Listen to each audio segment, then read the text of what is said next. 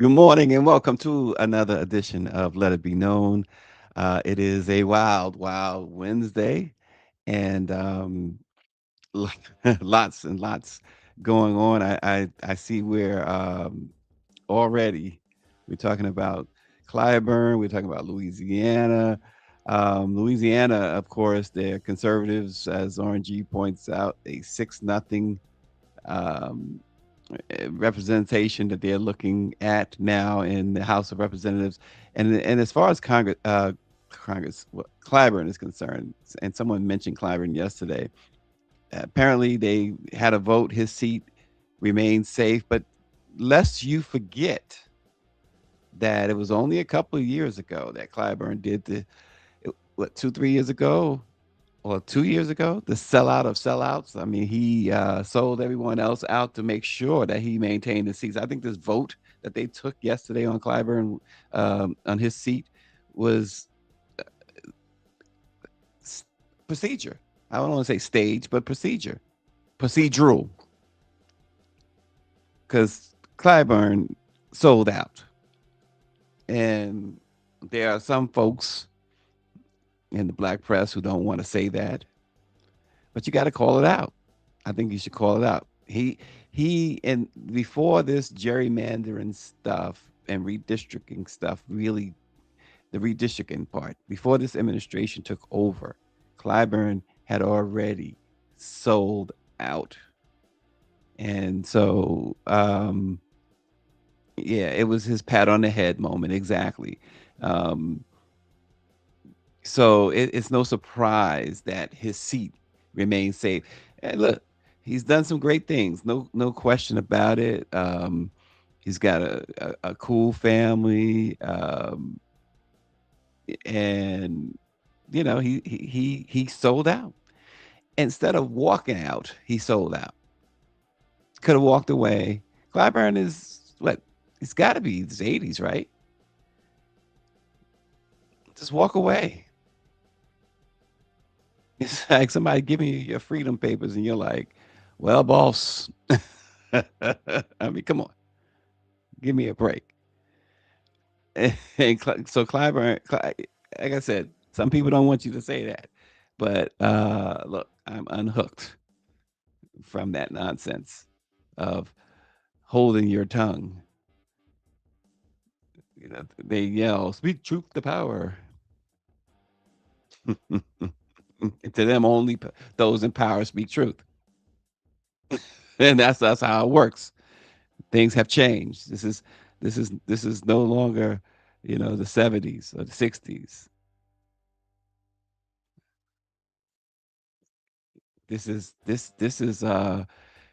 This is Reconstruction, Jim Crow, Black Wall Street all over again. So what they say, speak now, forever hold your peace. They walk around holding their peace. They got no peace. That's just look. That's just the way it is. Did you guys happen to see this? Check this out. This is insane. It's true. American, listen close. We are not your enemy. We are not your enemy. We are the voice from Africa. We come with no gun, no flag, only memory. What your leaders did, they did not tell you. We are here to tell you now.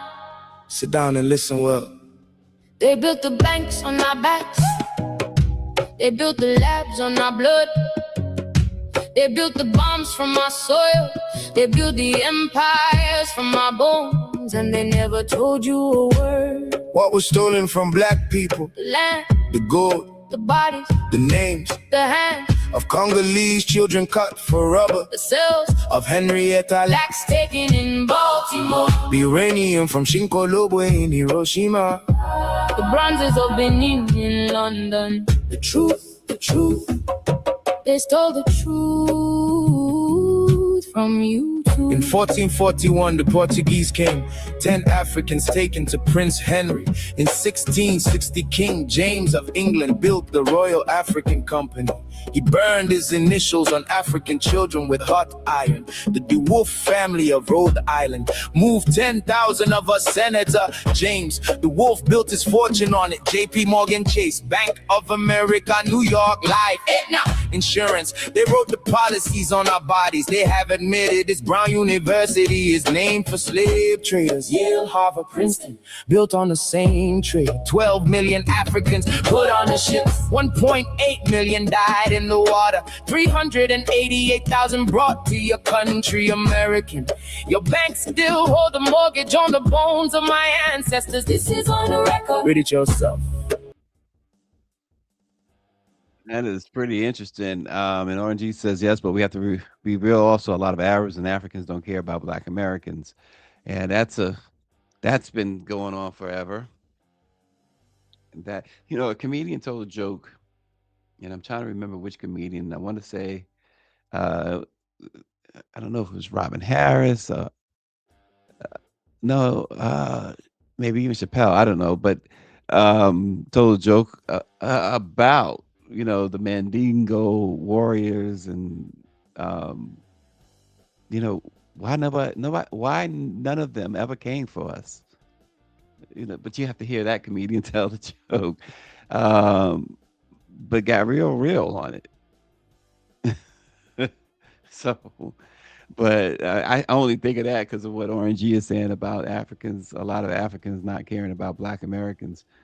Um, just interesting stuff. There's a lot to process. That's why you can't live for this particular world that we live in. You have to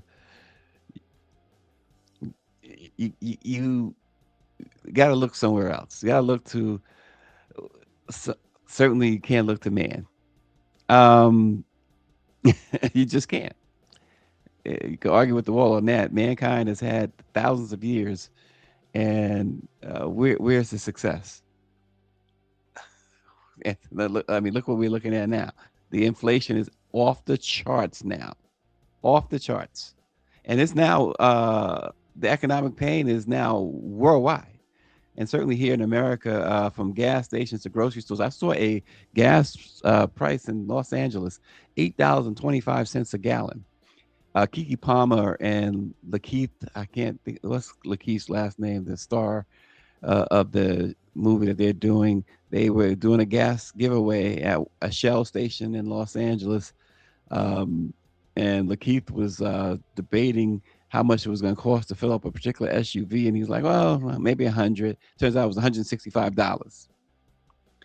But instability is helping fuel the sharp rise in U.S. inflation, with April consumer prices climbing 3.8% year over year, the highest level in a long while.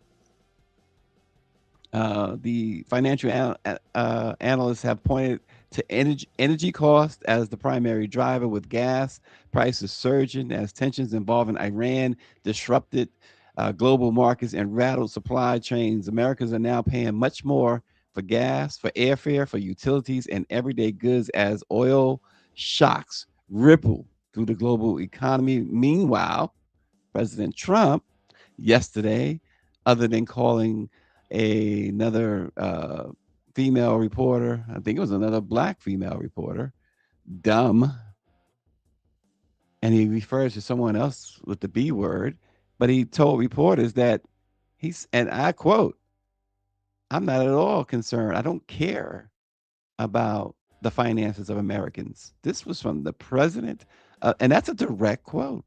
It's from the president of the United States. He says, I don't care about the finances of Americans.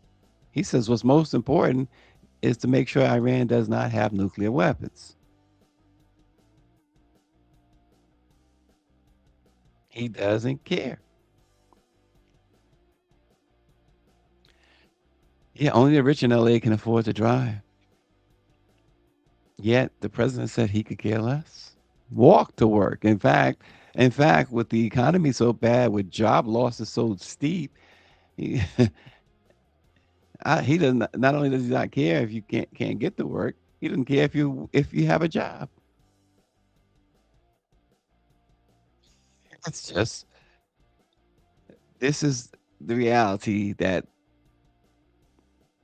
70 was it 77, 79 million c- people went to the polls in November of 2024 and said, "This is who we want."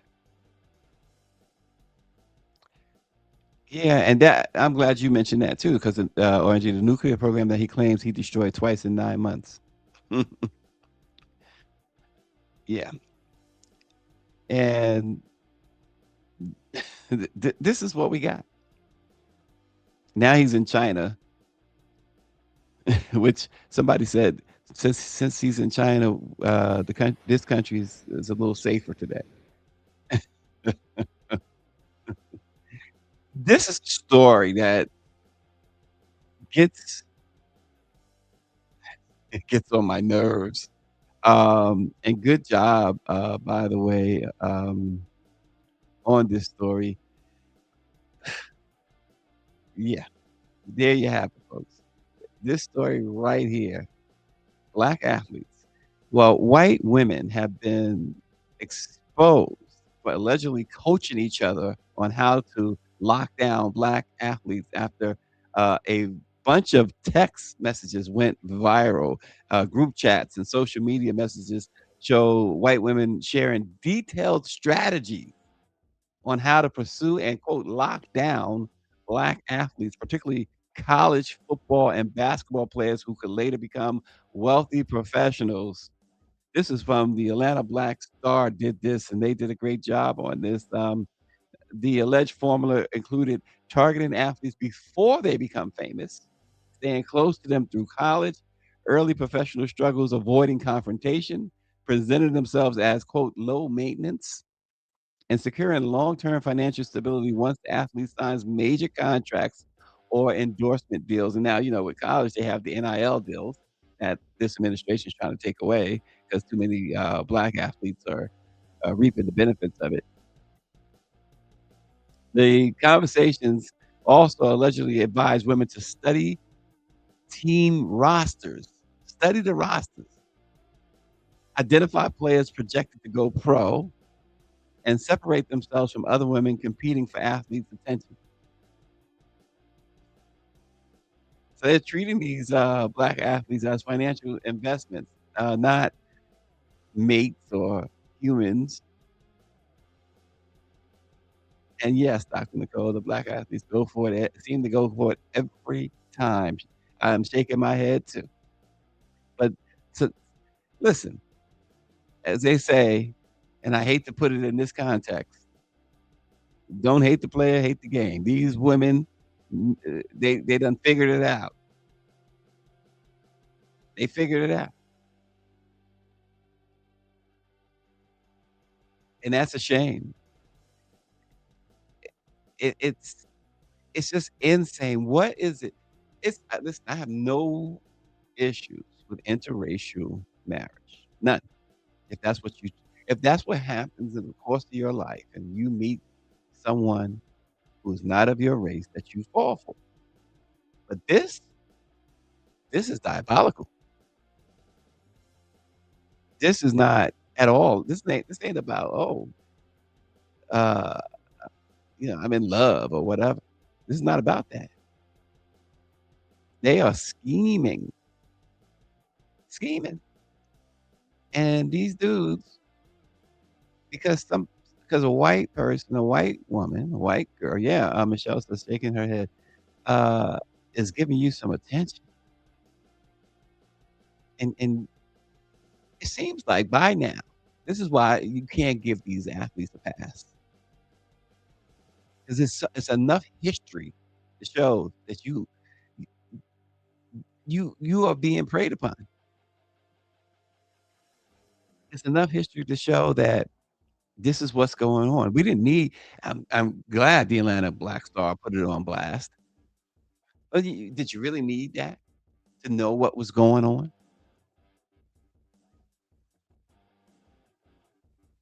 This is so diabolical. And then and then you have the there was a viral moment not some years ago where I forget the athlete and maybe RNG can remember, where they were being drafted, got a white girlfriend, and the black mama was like, "You ain't getting in this picture." You still have, some of them out there. You have some of them out there. But these dudes, they going against their mama's wishes.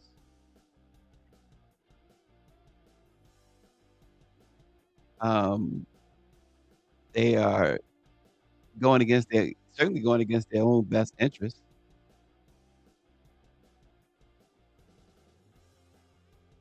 and that's for sure. And that's why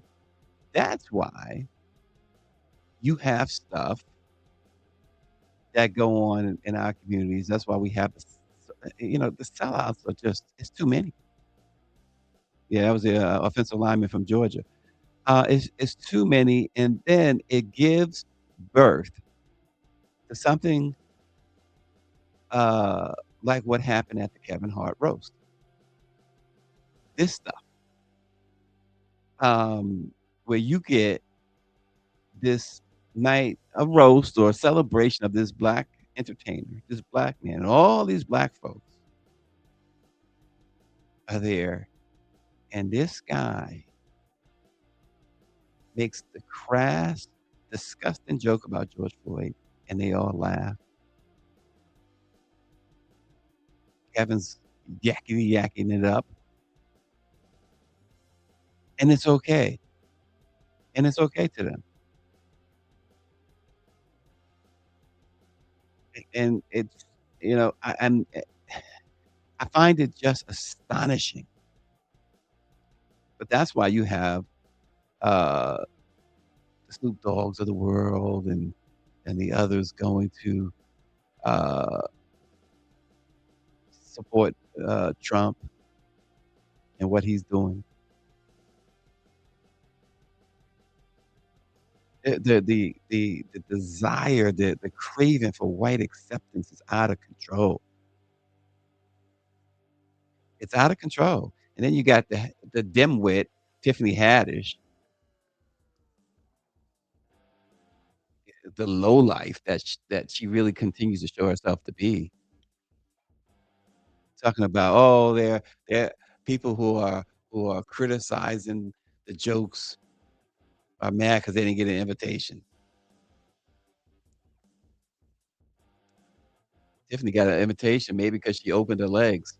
I hate to be so direct about it.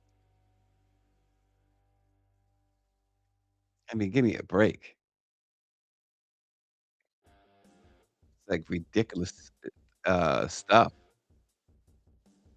RG says, "Well, I get in trouble for saying this, but I have the facts to back it up. 90% of black athletes who attend a primary white college, he or she is a sellout." And at this point, particularly RNG, and people might argue with that, and I'm not gonna argue with it because particularly when you have the leverage now. And I saw a white person, a white woman, talk about this, saying how, there's a video that black athletes and she was talking about Louisiana, who go to LSU or what if they she basically said the same thing, that they're sellouts if they don't get out. If they decide to come there now, because these colleges are heavily recruiting these guys. Um, now, you know that your future you have this agent now because you have the NIL deals, and now in college you can have agents, and the agents know they're not gonna just align themselves with a run-of-the-mill athlete or an average athlete. Why not go to an HBCU at this point? Why not go that scholarship, or take it to an HBCU. Take it somewhere where they clearly are not racist. Everyone talks about fight the power and taking a stand, and you have very few who are doing it because these athletes wield a lot of power. And the SEC, RNG says black football players make up 85% of the SEC. You know what type of statement they could make? You know what type of progress that could be made if those players, if of the 85%, give if 75% of those said, "Hey, we're done. We're going elsewhere." You know that they will start listening. They will even the redistricting stuff, it goes as deep as that. That would stop. That would come to a halt because there's too much money involved with these players. And as they say, money talks, everything else walks.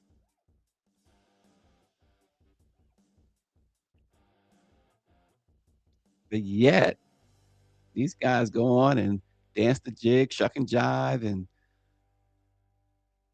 then they get worse because then they start getting money.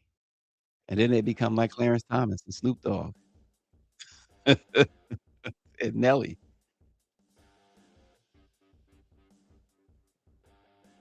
Southbound says black athletes aren't used to big money, so money is the issue for them to flood bigger schools even more. Mm, yes. Yeah, it's crazy.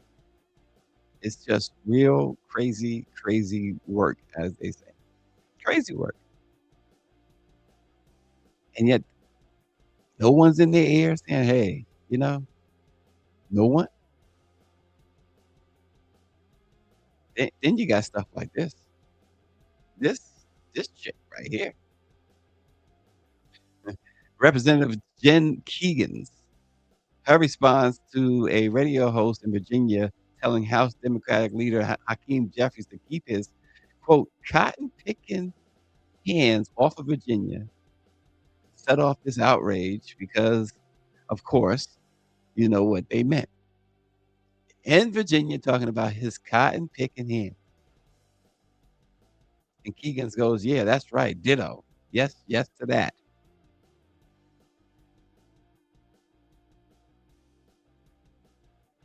It just the GOP continues continues to validate,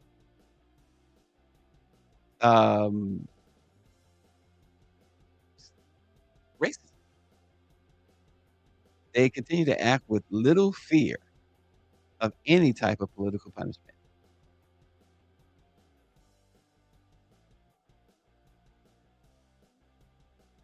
The average NL deal in 2025, is that right? And guess what their parents will push for them to pursue the money? Yeah, Southbound. Well, my argument, Southbound, is that they're going to make the money. Yeah, I get it. SEC schools is that's where the big money is.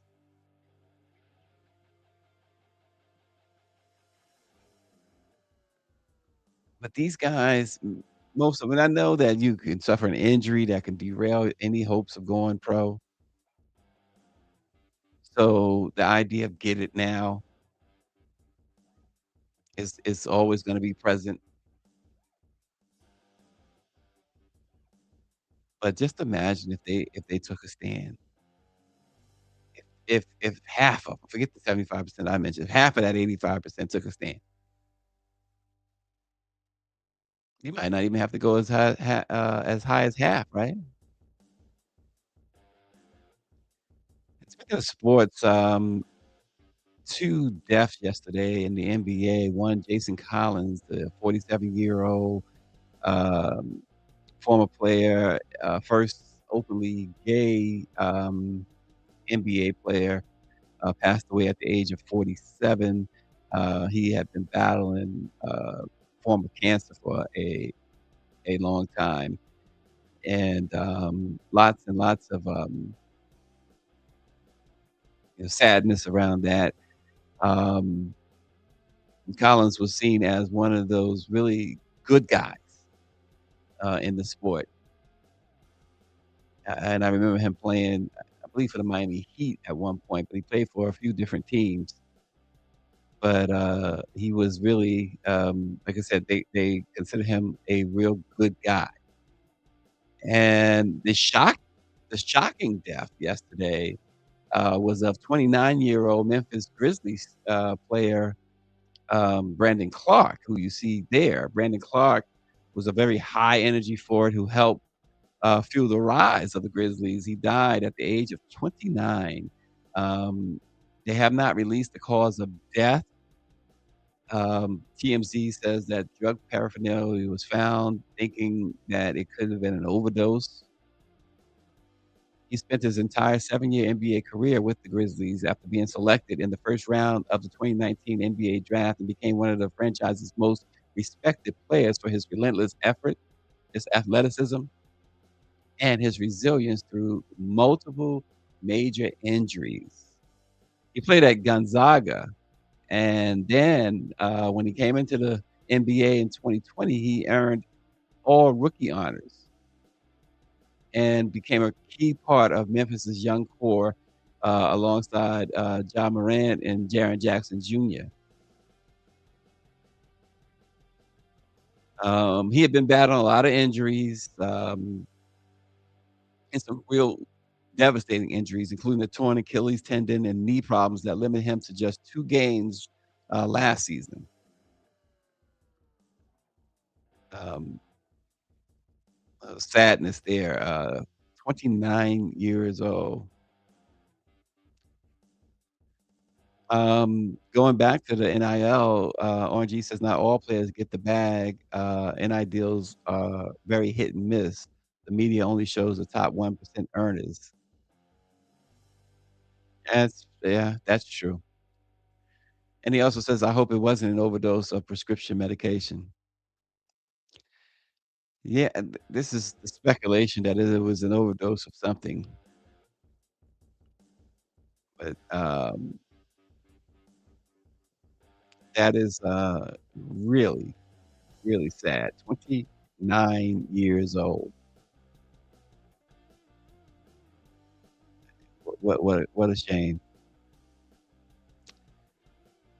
In other news, this morning, I mean, we talk about Mississippi and Alabama and Louisiana, and it's always something down there, right? I mean, Alabama now, this situation here in Alabama is just absolutely insane. It's not new. I mean, it's not the first time, I should say, but residents across the Black Belt say they have spent years living with raw sewage backing into their yards, pooling near their homes, and flowing through communities after state leaders rejected federal infrastructure money that could have helped repair collapsing wastewater systems.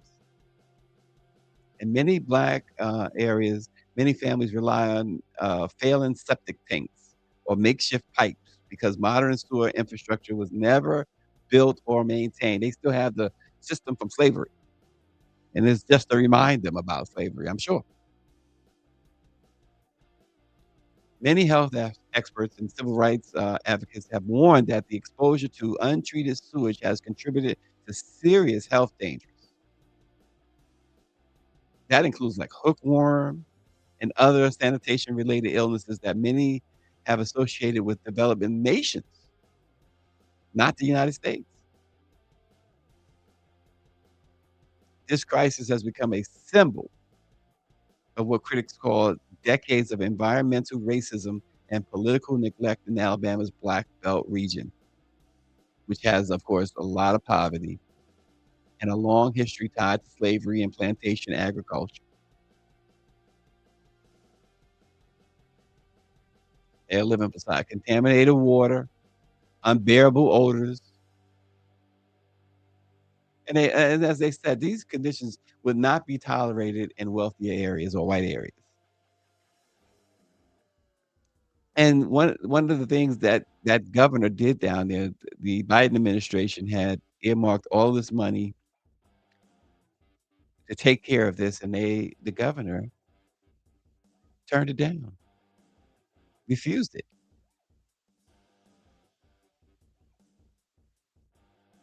That's how deep seated racial hate can be. Turned it down. Oh, those people, the sewers, they let them live in the sewers. Incredible, right? Absolutely insane.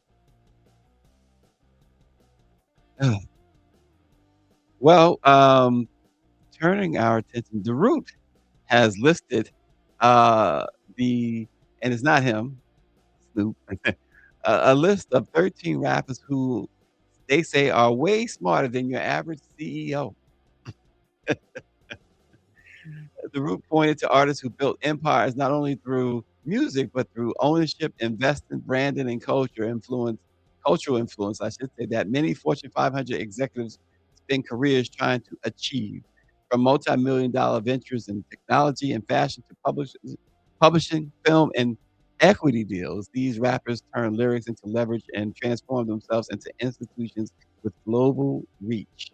And what separates many of these artists from traditional executives is that they learn business without the insulation of elite boardrooms or inherited wealth. Several came from neighborhoods where survival itself demanded strategy, discipline, and adaptability. In their cases, hip hop became the classroom, and the industry itself became the battlefield. And so the result, a generation of artists who understand branding, negotiation, audience loyalty, and market psychology at a level corporations now are studying closely.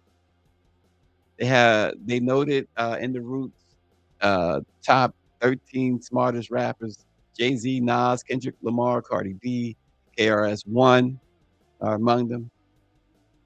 They say they have shown intelligence. They have shown that intelligence in hip hop has never been confined to punchlines or poetry. Very interesting.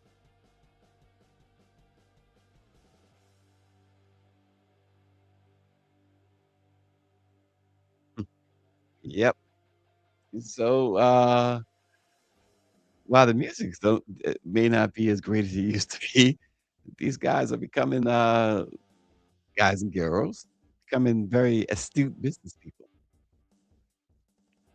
Um, yeah, Dr. Nicole, back in Alabama, they're living like a third world nation right here in the US of A.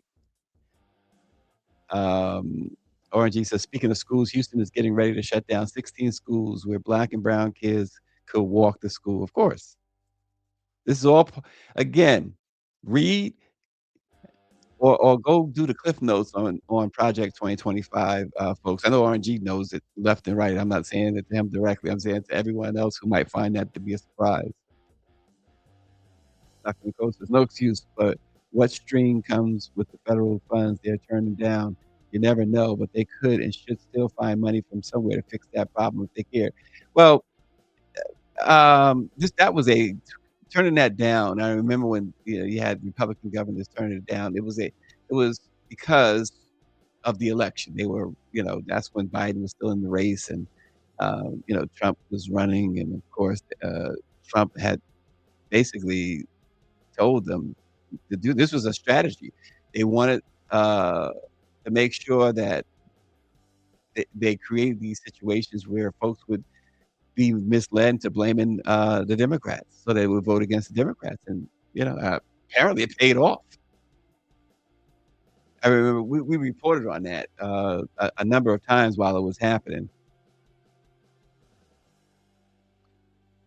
Yeah, the situation in Alabama, yeah, it's as bad, and some could argue it's worse than even the Flint situation.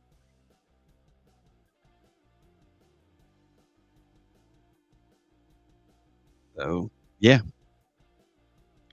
And, speaking so we know that there's been a lot of, celebrities white celebrities who've, gone after Donald Trump, Jimmy Fallon, of course, Bruce Springsteen famously, De Niro continues to do so. But how about this episode with Rod Stewart and King Charles? That was pretty epic. Yes, Sir Rod has social media talking after publicly ridiculing Trump while standing beside King Charles at a major London event, praising the king for handling what Rod called that little quote rat bag during the king's recent U.S. visit. Cameras and microphones caught Rod Stewart grinning as he told King Charles, "You were superb. Put that little rat bag in his place." And folks on the red carpet were laughing.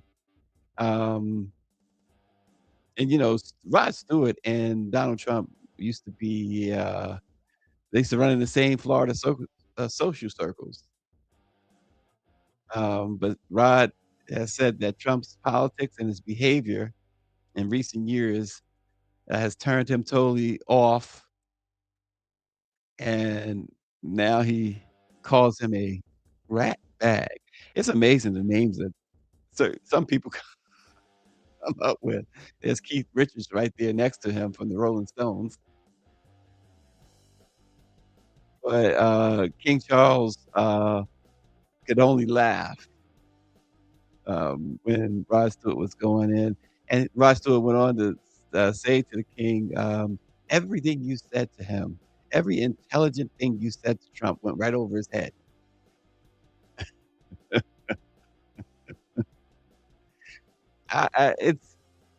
It's fascinating that you got these rockers, these actors. Look, folks are really they're getting a little um, tired of what they see, or what they are seeing and have seen. Um, so you know, I want to talk about this, or I'm going to let Sugar King talk about this. But one of the things that kills me is like you start talking about relationships and these celebrities. Once again, celebrities should not be in any way the standard for anyone. And just because a celebrity says something does not in any way, shape, or form make it true. They lie like a rug. And not saying that this is the case, but Gabrielle Union, remember her and the whole thing with the 50-50 thing or whatever. Now she's talking about, I guess, her ex relationship. And it's really interesting. And Sugar King breaks it down. Check it out. Ladies and gentlemen, Gabrielle Union once said that she felt comfortable cheating on her husband back in the day. Ex-husband now. It's not the one she got now. I'm saying the ex-husband. She felt comfortable cheating on him because she paid all the bills. Woo! That's a bitter pill to swallow, man. She pay all the bills, and hey, let you know. All right, now you ain't pulling your weight around here. You know what I'm saying? I'm about to, hey, don't be out here looking at me crazy. If you see me out,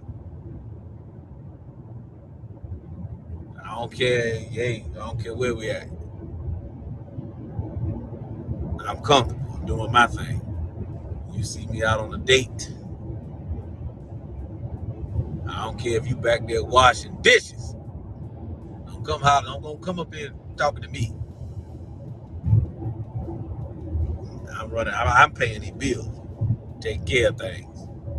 I'm running things. Okay, check that attitude at the door. Because the business, I'm handling. Shut your mouth. You need to put them two lips together. You understand? And hand me that warm rag. That's what you do. Had a long night. It's- I mean, it's imagine a man saying that. Imagine that. But I think she, like so many celebrities, sometimes they just say stuff and they don't think about what they're saying. Since when is it a flex to say that you, oh, especially from a woman's standpoint, and it's unfortunate that it is, it looks, different for a woman than a man. But for a woman's standpoint, your flex is that I'm paying the bills so I can sleep around. I can cheat on you. Dr. Nicole says, not that she was right either, but is that how, not how men have thought and acted for years? Well, certain ones, yes. Yes, not all. Not all. But certain ones. But why why come out about your ex? Did was it okay to I don't get it. I just don't get it.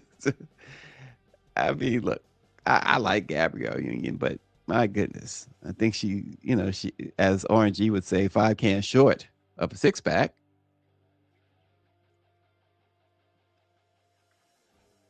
But man,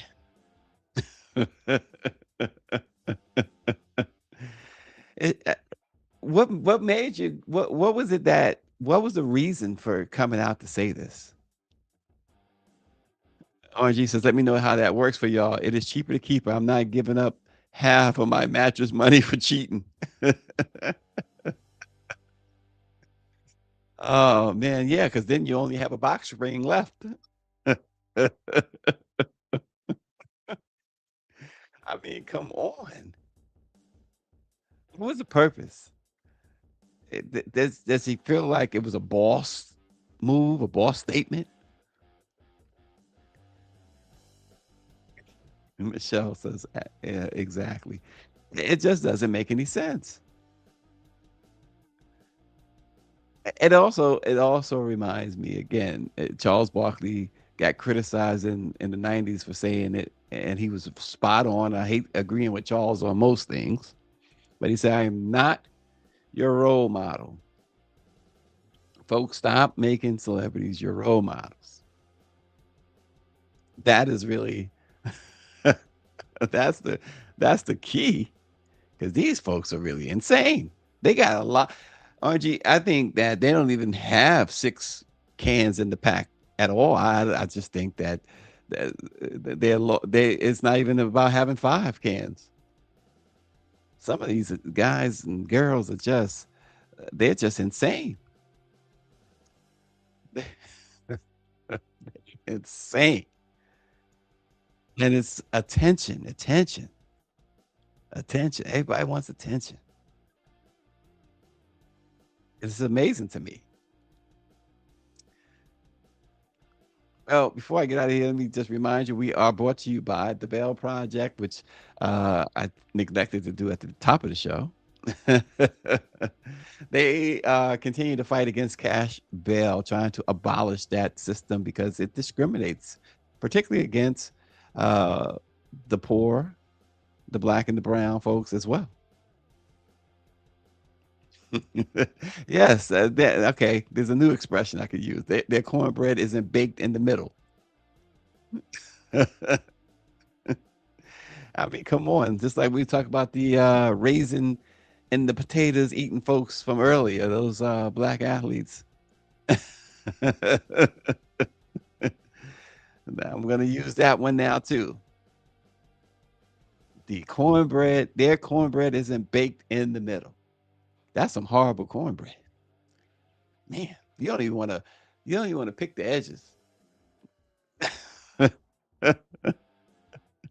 right. I picked myself right out of here. Thanks for joining. Let it be known. See you. Let's go! Let's go, Flav. Hey!